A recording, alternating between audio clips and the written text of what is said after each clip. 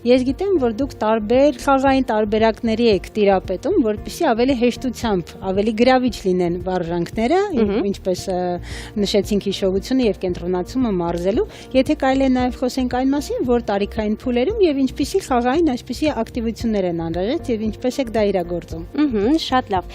Տարբեր տարիքներում տարբեր այսպես բնորոշ խաղեր կան, որոնք որ տվյալ տարիքային փուլին ավելի հարմար են եւ երեխան ավելի հեշտ կարող է դրանք իրականացնել եւ զարգացման տեսանկյունից եւս արդյունավետ են։ Օրինակ 0-ից 1 տարեկան երեխաների հետ կապված նրանք հիմնականում զգայական խաղերն են այսպես խրախուսվում, որպեսզի երեխան ավելի շատ զգա, փորձի սեղմել եւ այլն, որպեսզի մոտորիկան նաեւ զարգանա եւ դրա հետ մեկտեղ նաեւ հիմքը դնենք խոսքի զարգացման եւ այլն։ Արդեն 1-ից 3 տարեկանում երեխաները ավելի շարժողական խաղերը, ավելի ճանաչողական, որպեսզի սկսեն օրինակ կենդանիների անունները հիշել, որոշակի ձայներ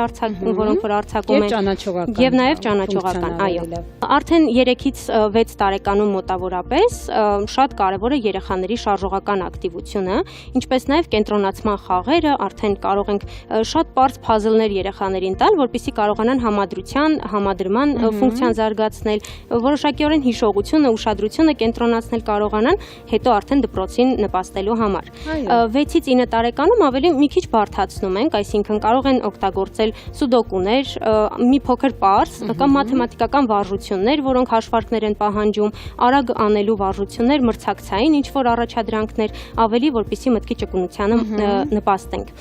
Ավելի բարձր տարիքներում ավելի մի փոքր բարդ խաչբառներ, նույն մաթեմատիկական էլի վարժություններից, այսինքն յուրաքանչյուր տարիքային փուլում մի փոքր տարիքից այսպես բարդ տարբերվում է։